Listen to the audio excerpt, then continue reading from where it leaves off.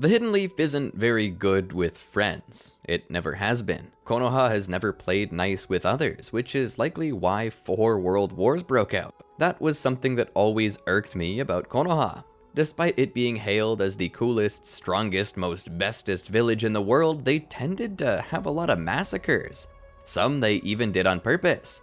The Uchiha were massacred, and Sasuke used this whole plot point for motivation to basically become Anakin Skywalker. But nobody realizes that Naruto experienced this as well in a way. Uzushiogakure, a village where the famed Uzumaki Clan were born and raised. Close friends with Konoha, the other nations feared what they could become, so they waited until nobody was looking and sacked the joint like it was Tom Brady. And Konoha was like, lol, okay, and just stopped paying attention. But let's stop for a moment and wonder what could have happened if Naruto decided to try and revive it. Welcome to the Amagi. Before we begin, only 25% of our viewers are subscribed, so if you're a fan of the video, please like and double check if you are subscribed, and with that out of the way, let's get into the video. Now, I know what you're thinking. How can Naruto restart a village at this point? He's just a baby. And to that point, you are correct. Well, not exactly, he's actually 12, but the point stands. This is where Konoha comes in. You see, in our world, Konoha is actually a good ally to have, and they actually care about what happens to their friends. In a bid to save the dying culture of Uzushiogakure, they decide to revive their old partner using the children of the only survivors. But the sad thing about that is they only have one survivor. It's not impossible to start from here, but it certainly would take quite some time. That's why Konoha sends out word that they're rebuilding the Uzumaki Clan. As a favor to their village's closest ally, they will rebuild Uzushiogakure, with Konoha helping to fund the place and get it standing on its feet. This call was expected to bring many disenfranchised Uzumaki back to Konoha to help get the village back on its feet. But sadly, it didn't really seem to change much. Not a single Uzumaki showed up. All they had was Naruto, and so Hiruzen decided that they would have to make do with him alone. Naruto was packing his bags. Leaving the village, he said to himself. Within himself was a mix of excitement and trepidation. The village hadn't exactly been the best to Naruto. The other villagers were mean to him as if he had done something to them, so a part of him was rather happy to be leaving, but at the same time, a part of him was also afraid. The future of a village was riding on his shoulders. For the longest time, Naruto had always hoped to be Hokage, the head of a village. He knew that being a village head would offer him respect above every other villager, but now that he could be achieving his goals, or at least was on track to, he was scared. He realized that he knew nothing about forming a village. He had only just recently graduated from the academy, and now he was expected to lead a village? How utterly dreadful. Or so he thought. He never considered that he wasn't actually going to be the one running it for the time being, and that Konoha wouldn't leave him high and dry. But as far as he was nervous, he was excited to see what the future held in store for him. He was excited to see this new land that was separated from the one he knew. He'd heard stories in the academy, a village by the water, whirlpools everywhere. It seemed dangerous, especially for someone like Naruto who held swimming as a bit of a hobby, but the sight of the water was something he looked forward to. In his head, he saw himself standing in the sunlight, watching as the day star set, the sky orange like a flame, but inviting. Surely this must be what the early settlers felt when they first came to this land. Everything Naruto needed he had put into his bag. He turned to leave his apartment. As he made it to the door, he turned around to look at everything. There was a bit of nostalgia filling his mind, as deep down in his stomach, he felt like he might miss this place. Despite the memories here being less than ideal, this was the only home he had ever known, and the concept that he would never see these rooms again nearly brought him to tears. He tried to distance himself from it. "It's just a house. It served a purpose. Now someone else can enjoy it," he said as he puffed out his chest. He exited the room, closing the door behind him and locking it for the last time. As was his habit, he twisted the handle and pushed on the door to ensure that it was actually locked, and of course it was. This was the last time he would do that. He shook his head and turned around. He made his way down the stairs to the front desk where he turned in his key. Stepping out of the building, he saw a small entourage, a group of skilled shinobi and intelligent individuals, those entrusted with helping Naruto get the village going and helping take care of him as he did. Among these were 2 particular shinobi. One was Ebisu, a special jonin who had been in charge originally of teaching the Third Zone grandson, and had now been assigned to Naruto to help teach him how to properly become a shinobi, and how to properly run a village. Beside him was someone more familiar to Naruto, Iruka Umino. Naruto originally had a rocky start with Iruka, but after the arrest of Mizaki, the two had grown closer. Iruka was the closest thing Naruto ever had to an uncle. "Are you ready, Naruto?" Iruka asked. Naruto nodded. They began to walk away, but as they headed toward the village's exit, Naruto stopped them. He saw Ichiraku ramen. "Ramen? Didn't you eat before you left?" Ebisu asked. Naruto nodded. "I did, but..." Iruka looked to Naruto and then to the shop. "You'll eat it again. This isn't the last time you'll ever be in Konoha." Naruto nodded. "It's just gonna be a while." Iruka couldn't hide his solemn smile. "I think we can make a short stop." Iruka led the group inside. They all sat down by Teuchi's bar, to which the man looked back in surprise at how many people had shown up to his little restaurant. "What can I do for ya?" he asked. Iruka then spoke. "A couple of bowls of your finest." Teuchi nodded. He then began to pull some freshly cooked ramen out of a pot and put it into a couple bowls. He presented it to Naruto and Iruka. Iruka put the money down on the table and thanked him. Together, Naruto and Iruka slurped the ramen down. Naruto enjoyed this so much. This place held a lot of memories for him. The shop owner. This was getting harder. Despite how much he hated how the village had treated him, he was being forced to walk down memory lane and view the best parts of the village that he loved. He had originally come to this place a few years back. He recalled the memory vividly. It was raining and Naruto was lost, not in body but in mind. He had experienced so much hate that day that he had begun to lose faith in humanity and in his own value, in his own reason for being. He passed by the place. As he smelled the food, he was intrigued but dared not enter. That was when a kind hand beckoned to him from within. At first, Naruto was startled. He attempted to hide, but that was when a voice asked him not to go. Naruto was lured in by the kind man. Despite his suspicions, the man did not seek to harm him. Instead, he provided a bowl of ramen to him on the house. It was the best thing Naruto had ever eaten. Not just because he loved ramen, but because of what the ramen represented. Someone who would care enough to take a small financial hit just to see him smile. In most cases, even if Naruto's smile were free, others didn't wish to see it. But not Teuchi. He had essentially paid to see Naruto smile. Thinking back on it, Naruto found himself crying into his bowl. Iruka put his hand on Naruto's back and gently rubbed it. "It's okay, Naruto. Moving can be hard, especially when leaving the only home you've ever known, but I promise it gets better." That was when a second hand was placed on him, a large and rough hand resting on top of Naruto's head. Naruto looked up to see Teuchi. "It means a lot to me that you'll miss the ramen this much. I might just have to make a special trip to Uzushio just to deliver it to you." Naruto was touched. "You'd travel all the way to Uzushio just to see me?" Teuchi gave off a bit of a laugh. "Of course. You think I'm not gonna provide for my best customer?" Naruto began to cry again. Teuchi coming around the bar just to give him a hug. "Be strong, Naruto. You're gonna change the world for the better. I just know it." After the meal, Naruto bid Teuchi farewell and the group began to leave. As they made it to the exit, they were stopped once again. It was Hinata. "Naruto!" she shouted. Naruto looked back. "Oh, hi Hinata. What's up?" She came to a stop to catch her breath. "You're leaving today?" Naruto nodded. "You didn't know?" "I did know," Hinata said. "I just didn't know it was today." Naruto scratched the back of his head. "It's okay. I kind of forgot too." She stood there for a moment. Naruto then spoke again. "So, you come to see me off, or?" Flustered, she stood there and muttered through a stutter, "Yes." The moment became even more awkward when she didn't continue talking. "So, goodbye?" Naruto asked. Hinata, so terrified, didn't say anything more. Naruto nodded his head and turned around. "See you later, Hinata." As he began to walk away, Hinata felt her heart beginning to shatter. The very love of her life was walking out of the village, and as he did so, she knew that he didn't know. She had, for so long, secretly admired him, but never had she told him. Now the time was up. She had no more chances to tell him, and this likely would be the end of her dream. Tears welled up in her eyes as she looked down at her hands. There was a little red muffler there, the same that had been shredded years earlier as he'd protected her from bullies.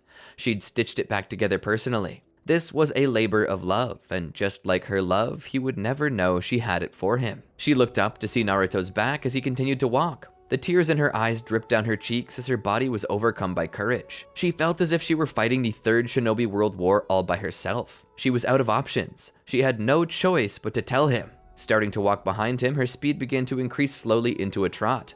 Then she broke out into a full dash. She ran at him as her tears finally began to fall. "Naruto!" she cried out, catching his attention. He turned around and saw her. "Hinata?" She ran straight into his arms to hug him, where she began to sob on his shoulder. "What's wrong, Hinata?" Naruto asked. "I can't believe I almost let you leave without," she said. "Without what?" he asked. She gave him the muffler. He looked it over. "Hey, I remember this. This was that old scarf I used to wear in the winter to stay warm. I loved it so much, but then it got all torn up." "It was torn because you were protecting me," Hinata said. Naruto nodded. "Still, I don't regret the decision." Hinata took up Naruto's hand. She began to draw upon a lifetime's worth of courage. If this were the only thing she could ever be courageous about, then so be it. This was what she wanted. "Naruto," she said, "I never told you the truth." "The truth?" he asked, confusion written upon his face. "The truth," she affirmed. "I never told you the truth." "And that truth is?" She took a moment to compose herself and gather her strength. She opened her mouth. "The truth is, I'm deeply, madly in love with you. So much so that I can't even breathe when you're near me. I can't even breathe when you're away from me. You might need to have that checked out." She shook her head and lifted his hands to her chin. "No, Naruto, I know I can't make you love me, and I would never force you to do anything you don't want to. But I don't think I could have lived with myself if I let you leave the village without knowing." "Gee willikers," one of the nearby shinobi said. "We're never gonna get out of this place." Naruto was in shock. He hadn't expected this at all. His heart was racing. He felt as though he might pass out, but he persisted. "Naruto," she asked, "do you love me?" He stood there for a moment. I don't know." Another tear dripped from her eye as her smile began to fade. She took a deep breath and smiled again before lifting his hands to her face. She kissed the knuckles. "That's okay, Naruto. I just want you to be happy, and to know that no matter where you are, someone cares about you." With that, she hit the right note, because now, for what seemed like the 10th time today, Naruto was crying too. He pulled her into a hug. "Thank you for everything, Hinata." And as he pulled away, he spoke. "I promise to keep in touch. I'll send letters." Hinata smiled. "I think I'd like that." Pulling away, he let her wrap the muffler around him. "Be safe, Naruto." "Okay," he said. He waved to her and continued to walk. As he did, she smiled. She felt like she was on cloud 9. Despite the fact that his answer wasn't what she was looking for, she was still happy that she told him. A weight had been lifted from her shoulders, and while his love for her remained unproven, it was true that the door to the possibility remained open. She turned around and began to walk away. Naruto came to the edge of the village and looked up at the giant doors before him that had been swung wide open. He took a deep breath and smiled. "Time to go." Together, the group walked into the distance, their path keeping them moving for quite some time. Reaching their destination eventually, it was nothing like the pictures he had been shown. All that remained was rubble, with barely any identifiable marker. Every so often there'd be a pillar laying around that had the crest of the Uzumaki Clan emblazoned along its surface. "I thought this place would be homier," Naruto said. "That's why we brought other shinobi with us," Irika said. "We're gonna sift through the garbage and find anything that can be salvaged. Then we'll incorporate it again into the structures to preserve the culture. That's partially why they sent teachers like myself, to help with that. We're gonna survey the area and see what we can find, and once we do, we'll send word back to Konoha. They'll send a construction team. But for now, we need to set up camp. The night's setting in, and we're going to need a place to rest." And so they began to set up their tents. That night, Naruto's sleep was restless. So much was running through his head, not to mention many of the other shinobi had the habit of snoring. For the next couple of days, they sifted through the rubble, separating it into two piles. The pile of salvageable items and the pile of waste. Once that was through, they sent for a construction team. Various builders and hired hands from across all the Land of Fire and sometimes beyond were drawn to Uzushiogakure to help rebuild. They'd been provided with blueprints to various buildings used in Uzushio. With as much help as they had building, it took quite some time to even get the first buildings up and furnished. A whole year passed before the village even started looking like a village again. All the while, Naruto would take any chance he could to return to Konoha for a few days to visit his friends and have another bowl of ramen at Ichiraku. Eventually, as time passes, Uzushiogakure begins to reform into the beautiful place that Naruto remembers from his time as a student. But more than just that is occurring. Given that he's no architect, Naruto is mostly hands-off when it comes to the recreation of Uzushiogakure. Instead, he takes time to train and learn. Irika is in charge of teaching him everything there is to know about history and about running a village, planning to stay with Naruto indefinitely as he helps lead the village. Some question the idea of putting a child in charge, even if he is planned to be about 15 or 16 when the village finishes its rebuilding. But Hiruzen disagrees with them. Naruto is the last known member of the Uzumaki Clan, and thus is named the Patriarch. And just to ensure that he has all the tools necessary for growing stronger, Hiruzen even calls in a favor to Jiraiya to be one of the boy's personal mentors, something he hopes will help Naruto grow stronger and more capable of controlling his tailed beast. But if you think that this is where everything is easy peasy, well, you'd be wrong. You see, Naruto is a Jinchuriki, and there's a certain group of shinobi who seek to take his tailed beast. And now that Naruto is no longer hidden behind the gates of Konoha, his protection is lessened. So now is the opportune moment to strike, yes? Kisame and Itachi would appear in Uzushiogakure. They would stay low, not getting too close, scouting the area. They needed to know what was in there. This was where Itachi's Sharingan came into play. In the distance, toward the tree line, Itachi would use his Sharingan. It was at moments like this when he wished his Sharingan also had the properties of a Byakugan, but it was what it was. Even if his eyes weren't telescopic, and even if they didn't provide him any X-ray vision, they still did have a keen eye for details, and with them he could begin searching for Naruto. "Can you see him?" Kisame asked. Itachi shook his head. They moved a bit further to the side. Keeping to the shadows and staying near the trees, they found a better vantage point from which to look. From there, they noticed that Naruto was there, but he wasn't alone. Jiraiya was there too, along with many other shinobi. "The cards are still stacked against us here," Itachi said. Kisame nodded. "We may be strong, but the shinobi in that village are no slouches. I've heard the legends of Jiraiya. He's a Sannin for a reason. But then again, didn't you also wound a Sannin, Itachi?" Itachi nodded. "I did, but I somehow don't believe that the same thing would work on Jiraiya. Orochimaru was careless and grew too hungry for my body. I simply turned it back on him. For such a smart man, when he really wants to do something, he makes a lot of miscalculations. We shouldn't do the same." "Then what do you suppose?" Kisame asked. Itachi thought about it. "Naruto tends to be one of the few that heads back to Konoha when they need supplies or something. I think we can attack him during that time." Kisame agreed, and so they waited. It took a few weeks of waiting, but eventually their patience paid off. Naruto and Jiraiya would leave the village and head out for Konoha. When they were gone, they'd be attacked by Itachi and Kisame. Standing in the way, Jiraiya would step before Naruto, pushing him behind him. "What is it?" Naruto asked. He then looked around Jiraiya and saw Itachi and Kisame. "What do you want?" Jiraiya asked. "Something I'm sure you won't give us without a fight," Itachi said. Jiraiya followed Itachi's gaze. "Naruto, huh? What do you want with Naruto?" Itachi's eyes returned to Jiraiya. "As I said, nothing you'll give us without a fight." Jiraiya knew who these two warriors were, Itachi and Kisame.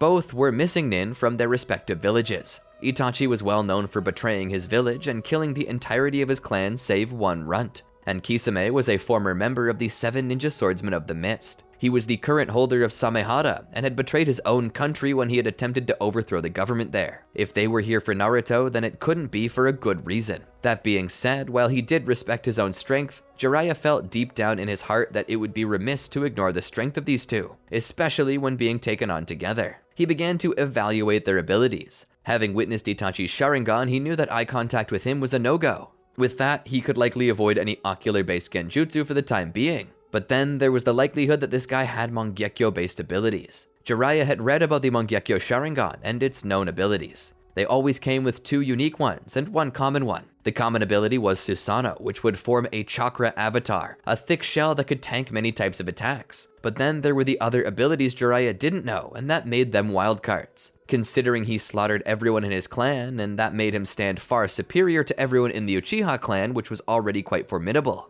Itachi was not to be trifled with, and as for Kisame, being a member of the 7 Ninja Swordsmen of the Mist, this meant that he was one of the best users of Kenjutsu in all of the Land of Water, being unrivaled by any save the 6 other members. Considering that he easily carried and swung that blade with ease, it told Jiraiya that Kisame had strong physical strength, but that didn't count the special abilities added by the blade. Samehada, also known as Shark Skin, was a blade that seemed sentient and also had a voracious appetite. It tended to eat chakra, which made using ninjutsu against it something very difficult to do. But Jiraiya had a plan and was eager to put it to the test. As he waited there, he began to enter Sage Mode. Once he had entered enough, he would summon Fukusaku and Shima to his side and they would fuse with him. Kisame was itching to fight. The smirk on his face that always seemed to be there only grew wider by the moment. Itachi, on the other hand, remained as somber as he could. Getting into a defensive position, Jiraiya told Naruto to stay back and only fight if he needed to defend himself, and should he need to defend himself, to remember everything that he taught him. Naruto agreed. Jiraiya struck a dramatic pose and dared them to face off against the legendary Toad Sage of Mount Myoboku. Itachi would throw shuriken at Jiraiya, which he would deflect with shuriken of his own.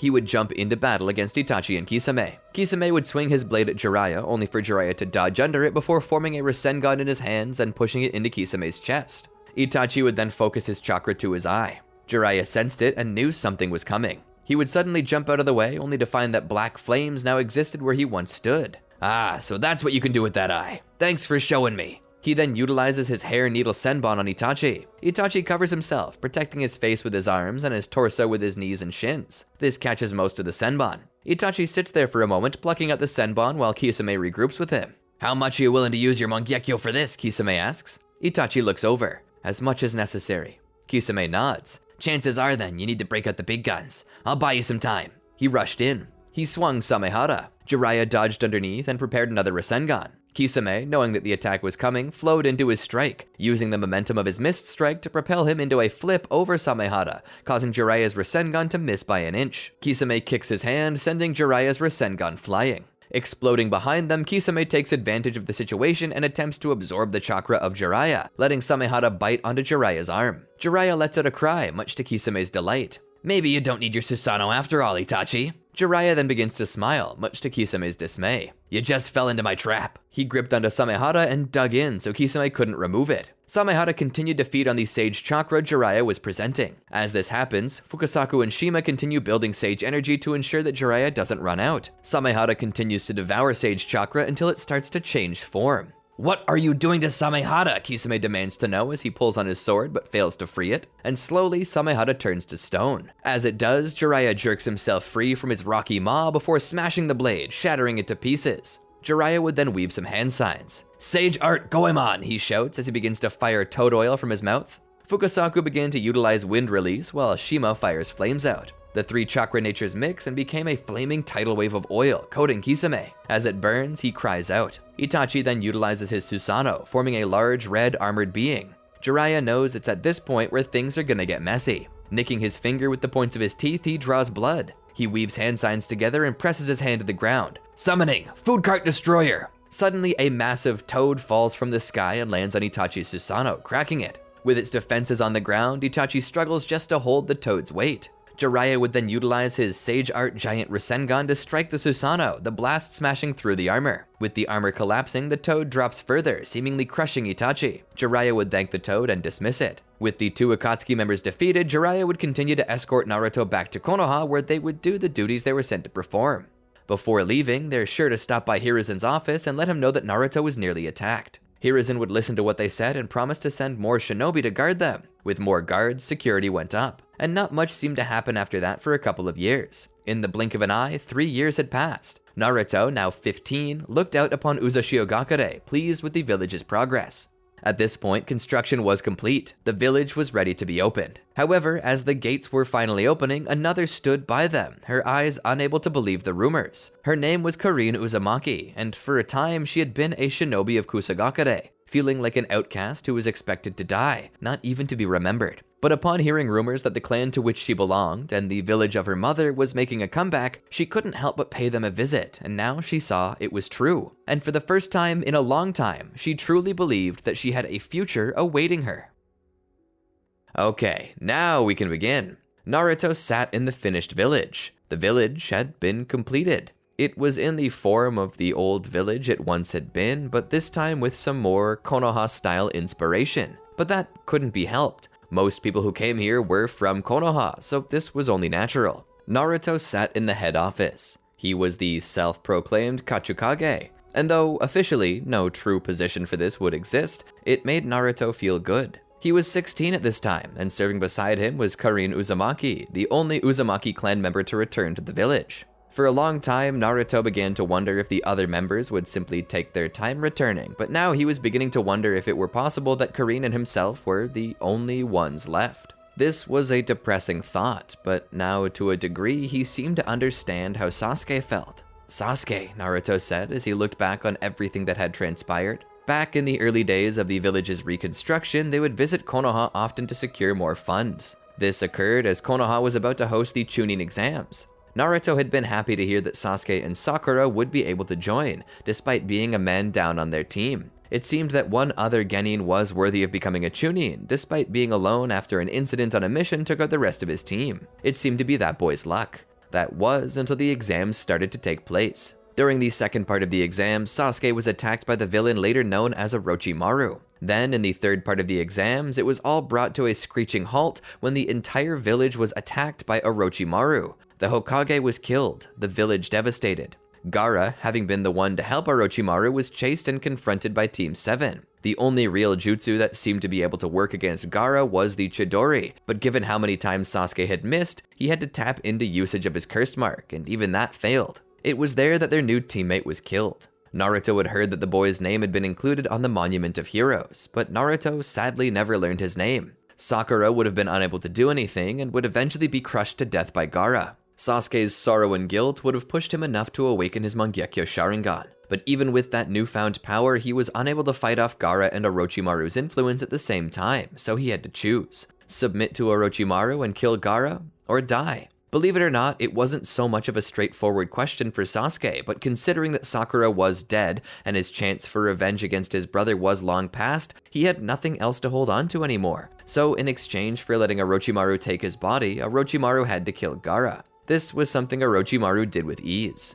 Orochimaru would leave Konoha with everything he had hoped for: the death of Hiruzen, the humiliation of Konoha and Suna, and the body of the last Uchiha. All the secrets of the Sharingan were his to learn, to replicate. Orochimaru had everything he wanted, and now everything was gone. Everything that Naruto once cherished had been taken from him. That being said, there wasn't much that he did cherish. Without Team 7 and Hiruzen, all he had left was Ichiraku Ramen and Kakashi-sensei. It was actually specifically by Kakashi's request to them that Jiraiya seek out Tsunade, and Naruto went along with him to get her.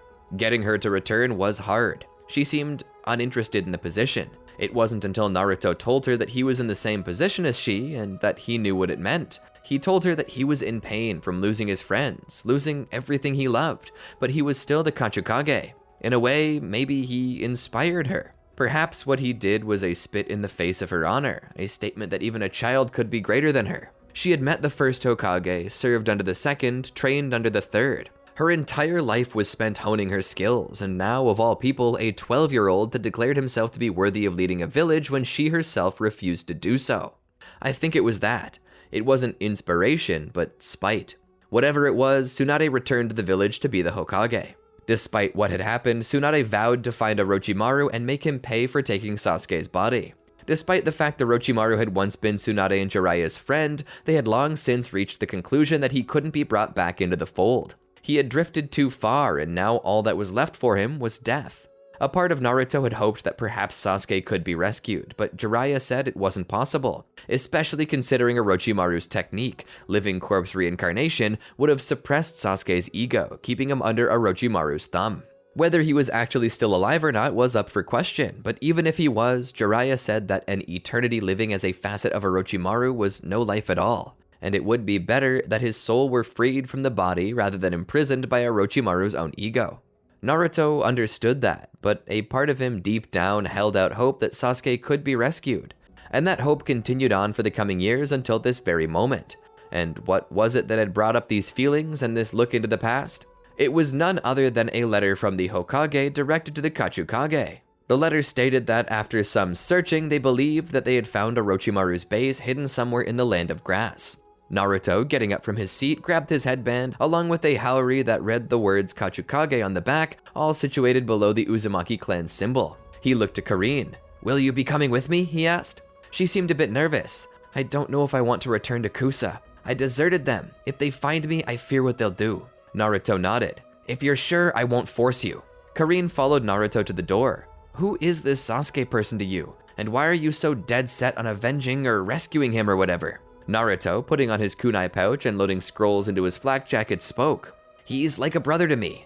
He understood me, and I felt like we were getting close. I don't like that he's under Orochimaru's thumb. I'll rescue him if I can, and if I can't, I'll end his suffering."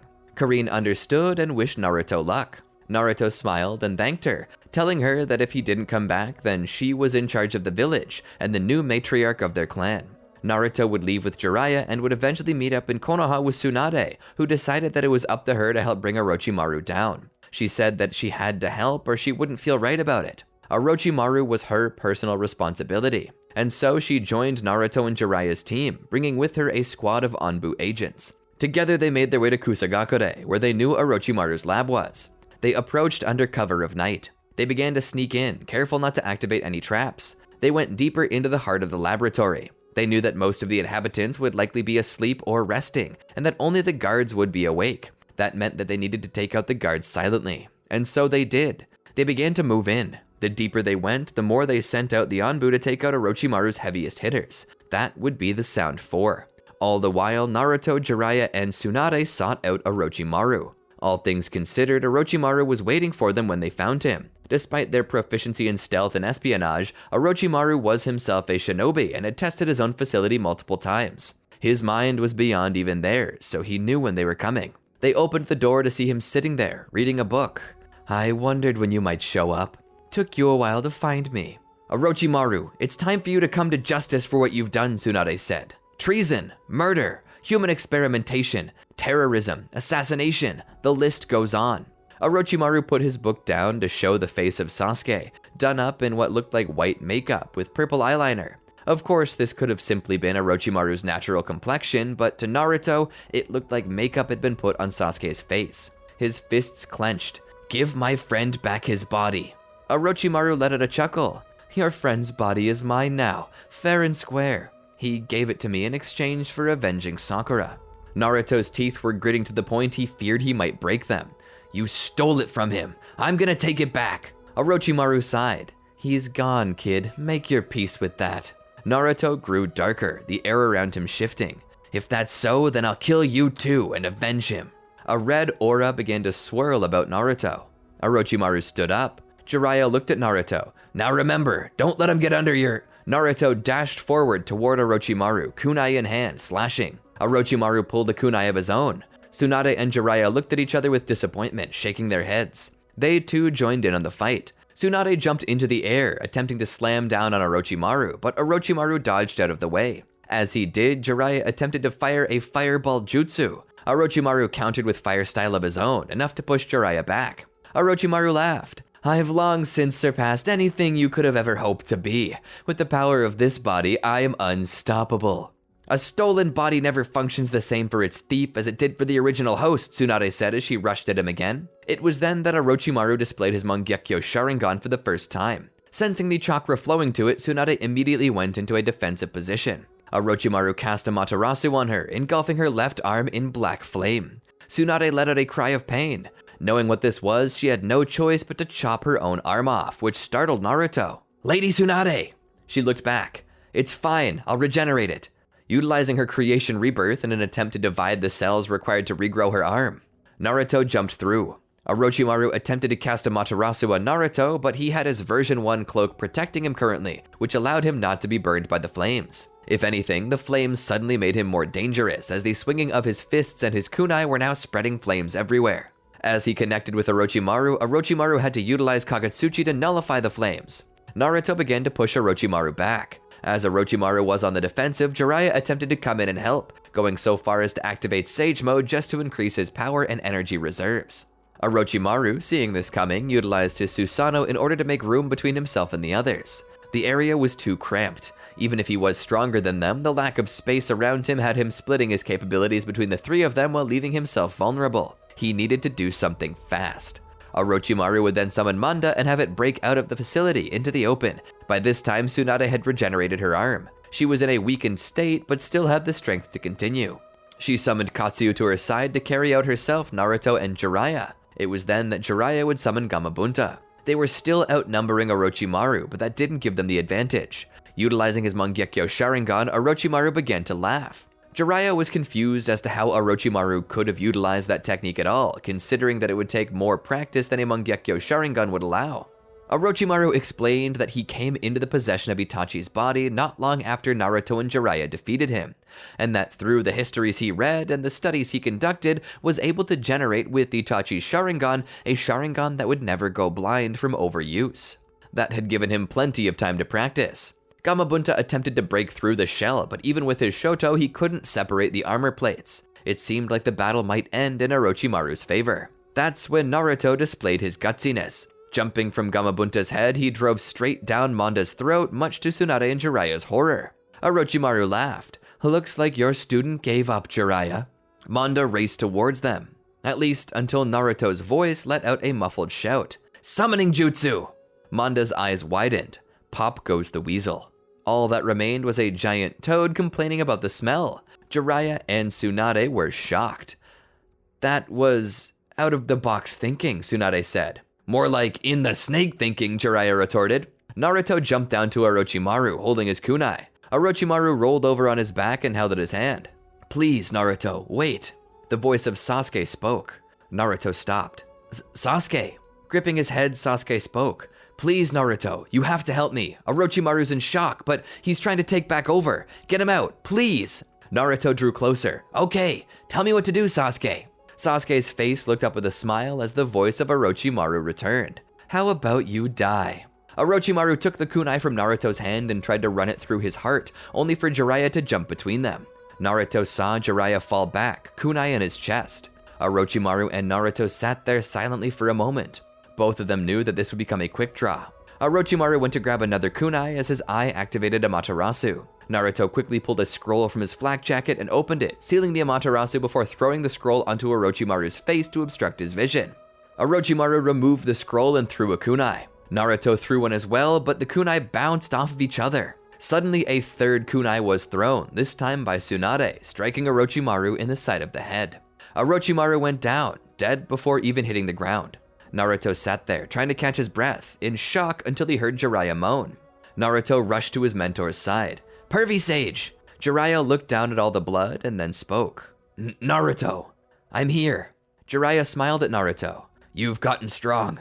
Naruto shook his head as tears began to roll down his cheeks. I did this to you. I should have finished Orochimaru when I had the chance. Jiraiya shook his head. No, Naruto. It's not your fault. I would have done the same at your age. Jiraiya sat there as he felt his eyes dimming. I don't have much time, Naruto. In my quarters, I left a letter to the great Toad Sage Gamamaru. Please deliver it to him. Promise me. Naruto nodded. I promise. Jiraiya smiled. I know you'll make a great shinobi one day. I just know it. Jiraiya then passed away. Naruto cried as he stayed by his side. With this over and done with, they'd returned to their respective villages. Naruto was inconsolable for quite some time. He would be going through Jiraiya's things when he found the letter and remembered what Jiraiya had asked him to do. Naruto would use reverse summoning to go to Mount Myoboku. There, he delivered it and discovered that Jiraiya had asked for Naruto to be trained in the ways of the sage arts. Gamamaru accepted him as a student on Mount Myoboku. During this time, the Akatsuki were making their bid for the tailed beasts, having gathered almost all of them save the Nine Tails. That's what drew Pain to Uzushiogakure. By the time Naruto returned, it was already under attack. Karine had been attempting to defend the village, and during the course of this, she had been taken hostage to be interrogated. Naruto would appear at about that time and attempt to stop Pain. I'm here now, so let her go, he shouted. But Pain was not so lenient. He was already planning to teach Naruto the same lesson he learned so long ago. The human path would remove the soul from Karine's body. Naruto, in anger, would feel his chakra burning within him. He'd surpass his version 1 cloak to enter version 2. Rushing at the 6 paths, he attacked them with incredible power, shredding through the summons of the animal path as if they were nothing. He then began to dismantle them one by one, starting with the animal path before targeting the human path. The Ashura path attempted to bind Naruto with electrified chains, but Naruto shatters the chains in anger before turning his wrath on the Ashura path. With its many arms and insane strength, it manages to go toe-to-toe with Naruto for some time before eventually meeting its end. As Naruto turns around, the remaining paths attempt to revive the fallen ones via the Naraka path, so Naruto eviscerates the Naraka path to stop it from resurrecting its allies. At this point, the only ones remaining are the Preta path and the Diva path. Diva uses Almighty Push to force Naruto back. Preta path comes in and manages to get a hold of Naruto, putting him in a headlock. It begins to pull the chakra from his body. Naruto, or should I say Kurama at this point, begins to howl as more tails form. Bone armor begins to appear over his back in an attempt to impale the user. Eventually, Naruto gets all the way up to 7 tails, which increases his size by quite a bit. The bones that had been on the outside are now inside, but they're glowing with power as the body's translucent chakra begins to thicken like flesh. Slowly, muscle and sinew begin to form as steam and smoke pour from its body, causing the appearance of the beast to be a disturbing mix between a zombie and a burn victim. In this massive form, the beast is mere moments away from entirely breaking the seal. It's not like Pain hadn't known that Kurama would be the strongest of them all, but he hadn't expected the Nine Tails' power to completely cliff the rest of the beasts. The power of this monster was enough that it would take the power of all other beasts just to match it. Pain knew that the only way to defeat it was to seal it again, back into Naruto, and to do that he needed to get closer to his body. so Diva and Preta began to retreat. The enraged Naruto would follow after, and during this chase, even the Preta path could not escape his grasp. Naruto severed the Preta path in two.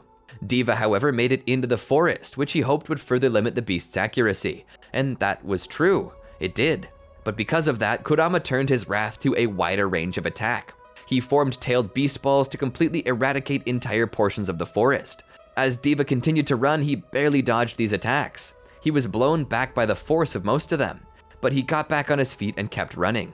Eventually, when he was sure he was close enough, he utilized his greatest technique, Chibaku Tensei. Pain pushed himself to make the Chibaku Tensei large enough. He managed to encase the entirety of Naruto's 8-tailed Kurama version, but that didn't give him much time to think as Kurama eventually broke out. But just as Naruto was about to free the 9 tails, he'd be stopped by the specter of his father, who would tell Naruto exactly who he was, why his life was so hard, and how important he was to the world.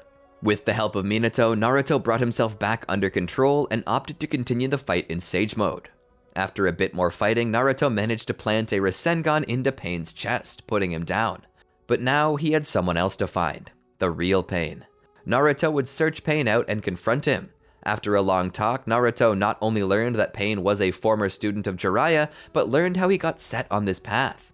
Naruto would tell Pain about his own past and his own experience with Pain. He told him about losing Sasuke, about losing Sakura, about being exiled from his village, about losing Jiraiya.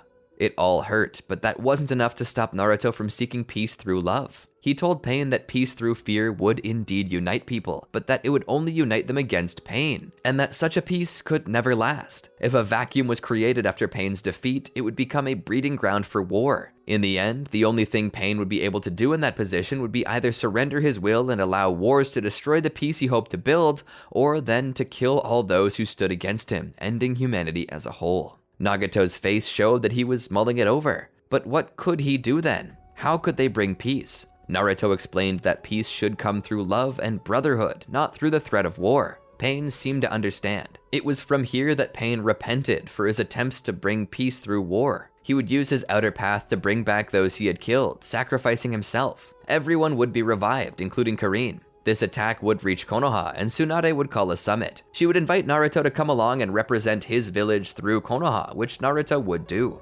There, he would tell the story of what had happened to his village, how it was attacked by the Akatsuki, noting that the Akatsuki were a legitimate threat, and that if nothing were done, it would eventually lead to the fall of the world order as they knew it. The 5 village leaders seemed to squabble about themselves on what they should do. That was until Obito Uchiha came and declared war, leaving them no choice but to work together. Tsunade would be named Supreme Commander of the Allied Shinobi Forces. She would tell Naruto to remain out of the war and to go into hiding, but Naruto refused, stating that he needed to help out and that he wouldn't let others fight a war to protect him. He would fight as well. Knowing that he wouldn't let his mind be changed, Tsunade agreed to let him follow. Together, they'd push back the forces of the Akatsuki and the Zetsu. Naruto's strength was a great boon when facing off against the other members of the Akatsuki. But eventually, they found their way to the final battle, and Naruto, along with Kakashi's team, they were enough to break through Obito's intangibility. But before they could defeat him, Obito absorbed the Ten Tails into himself. He would be out of control for a time, but eventually, after regaining control, Obito found himself capable of practically soloing the entire Allied Shinobi forces alone. That's when Naruto confronted him. "The peace you seek is a lie," Naruto said. Obito looked at Naruto with a mixture of pity and sorrow. "Living a peaceful lie is better than the reality we exist in. With the power of the Ten Tails, I will cast the infinite Tsukiyomi over the world and free them from their troubles. The world will know peace, with each dreamer having a world tailored to their very own desires and needs." Naruto shook his head. "Even if peace is impossible in this reality, I'd rather spend the rest of my life fighting for it than consigning myself to a world that isn't real." "Then you're a fool," Obito said. Naruto activated Sage Mode. "If I'm a fool, then I'm a fool, but I won't allow you to force your will onto others." Naruto would rush at Obito, attacking him. The first thing he tried to do was utilize Rasengan, which Obito tried to block with his truth-seeking orbs. To his surprise, they couldn't absorb Naruto's technique, and instead he struck through and hit Obito. Both of them learned from that experience. Obito knew that he could not rely on his orbs against Naruto, and Naruto knew that only in Sage Mode could he ever stand a chance. Naruto would continue to attack, pushing Obito back for a time, but Obito had yet to actually try. Obito would begin to overpower Naruto quite easily. As Naruto was knocked back, he stumbled into a slight retreat in an attempt to get a moment to breathe. Kakashi, knowing that Naruto couldn't do it alone, rushed in to help Naruto with a lightning cutter. Obito would grab Kakashi's wrist and stop him from hurting him. Holding Kakashi up off the ground, Obito would look deeply into his eyes. I regret giving you that eye. I regret saving you that day in the cave. If I hadn't, Rin wouldn't have died. Kakashi then spoke. Maybe not. Perhaps if you had been there, things could have gone differently. But it's too late, Obito. Rin's gone. You have to let go. Obito shook his head. I'll never let go. You failed me. You swore on your life to protect Rin, and you lied. Now it's time to pay. He would replicate Kakashi's lightning cutter and put his hand through Kakashi's chest, just like Rin all those years ago. She died and it's your fault. You should have been the one on the end of a blade, not her. Obito pulled his hand from Kakashi's chest, letting him fall. No, Guy shouted in anger. He began to utilize the gates all the way up through the 7th gate of life. Guy began to attack Obito with everything he had, but Obito, pushing the attacks to the side, managed to keep standing. Seeing he was going nowhere, Guy knew that he had to give his all to even get close to Obito's level, and he would utilize the 8th gate of death. Obito would sense the chakra increase and was astounded at the true potential that lay beyond human limits. Guy's brutal assault on Obito left Obito weakened. Knowing that this was his chance to finish everything, Guy would prepare his final attack, Night Guy. Launching forward, Obito began to worry that even with his power he might be killed. Right at the last moment, Obito took all of his truth-seeking orbs and formed a protective barrier between himself and Guy. Guy collided with these and broke through, striking Obito, sending him flying back. As Obito laid there, he knew if he hadn't put up that barrier, he would be dead. Looking down, the entire left side of his body had been obliterated. Obito mused on this, that not a single shred of who he used to be remained. As he regenerated, he stood. Guy, no longer able to fight, lay there on the ground. Obito approached him, and with a wave of his hand, a fierce wind blew, carrying Guy's ashes away. Naruto stood there in awe of the power, tears rolling down his cheeks at how he'd been unable to save his friends. Within himself, he approached the Nine-Tails. Kurama could sense the darkness inside him. What brings you before me? Kurama asked. Naruto, unable to look up, asked a rather simple question. Can we make a deal? Kurama began to smile as he raised a brow. What kind of deal is it? Naruto looked up, his eyes overflowing with tears. If you promise to defeat that guy and not seek retribution against the world for what happened, I'll let you go. Kurama sat up. I like where this is going. So let me get this straight. You wish for me to completely take you over. Am I getting that right? Naruto nodded. I'll undo the seal. All I ask is that you merge our two powers together. It's the only chance we have. If you do this and kill this guy, I'll let you go. Kurama laughed. And how do you know I'll keep my end of the bargain? Naruto shook his head. I don't. I'm completely at your mercy, but I beg you, if there's anything within you that's honorable, any part of you that once believed in doing the right thing, please honor this agreement. Kurama took a deep breath and let it out, thinking, fine, I'll honor my end of the bargain, but only if you honor yours. Rip off the seal. Obito drew closer. I don't understand you, Naruto, he said. After everything you've been through, the hatred of the village, the loss of your friends, being orphaned and alone, why would you still choose this reality over the one I offer you? Is it not the same? What is reality anyway but the simulation of what your brain tells you is around you? Anything can be real so long as you make it so. Obito knelt down and offered him a hand. Perhaps a spark of the man who once served under Naruto's father remained. Perhaps it was that Obito felt bad that he had put Naruto into that position. Regardless, his hand stayed.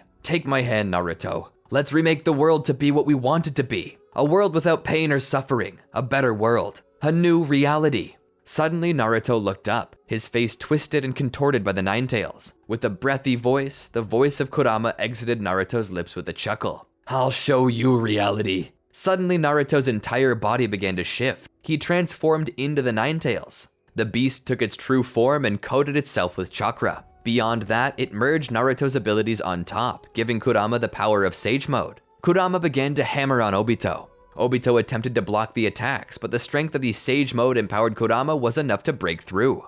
Obito began to dart around, making distance. Oh, so now you're the one running. What's the matter? I thought you were the Ten-Tails Jinchuriki. I thought you should be stronger than me, Kurama shouted.